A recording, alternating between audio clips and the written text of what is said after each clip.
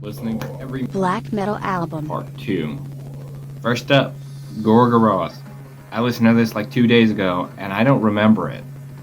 I remember the album cover, and I guess I can say I remember, yeah, it sounds like a black metal album, but that's at the bottom of the list because it just didn't really make an impression. Maybe I'll listen to it again someday and feel better about it, but it just exists. I'm not even saying it's bad, I'm saying it didn't make an impression, so therefore it didn't make a good impression. Judas Iscariot, to embrace the corpses bleeding. That one did make a good impression. Not like insane, but ultimately how I feel about this, it's pretty good. Human Serpent, Inhumane Minimalism. Another pretty straightforward record, and you know, it's pretty good. None, Damp Chill of Life. It's kind of like an atmospheric, depressive, suicidal black metal record. I guess that is a real genre. I shouldn't shit on it too much, but it's one of those, and it's pretty good.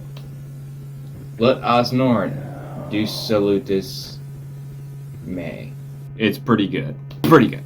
And Paysage de Ver, Kirker. It's pretty good. It's basically just another Paysage de Ver album. The Absecure, L'Ouble Satanique de Prévis. This The Absecure album makes everything look boring. By comparison, it's just kind of like, damn, like, why aren't people doing more shit like this? Not even like this. Like, I'm not even gonna describe it too much. I'm gonna say they used some interesting vocal effects and interesting, like, sort of non-black metal elements. There was even, like, a bit of sampling in there, I think. It's just, like, they actually cared about making something novel. You know, they actually cared about making something that there isn't, like, 100 albums already like it already. You know, and that's why I rank it so high. Not just on the principle of that, but just because that was also why I enjoyed it at all. You know, why I enjoyed it as much as I did. And that kind of makes me want to touch on, like, I'm probably not going to keep doing this, honestly. Like, I'm going to keep, I am going to keep listening to music like this, but I just put myself in this situation where it's like a fucking job or something. Like, I used to listen to like 3 Arcanum albums in a row, and it fucking kicked ass.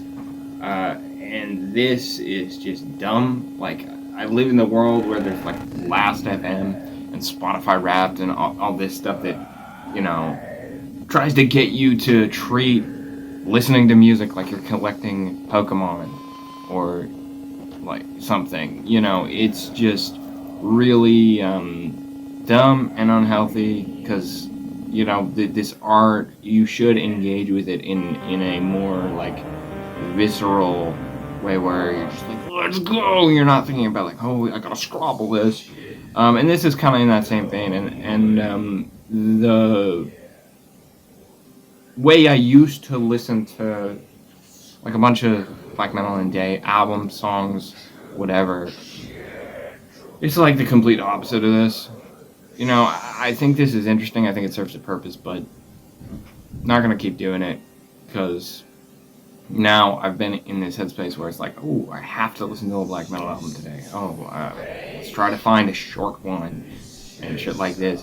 It's just dumb. It doesn't work. Like, that's not how you're supposed to listen to music.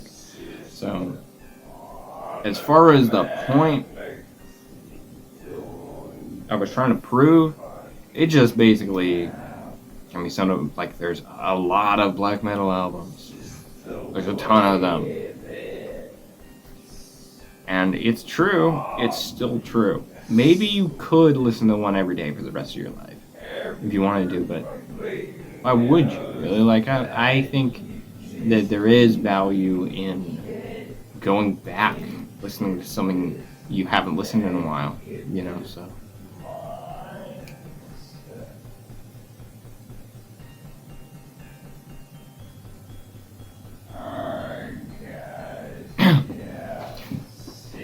Thanks for watching.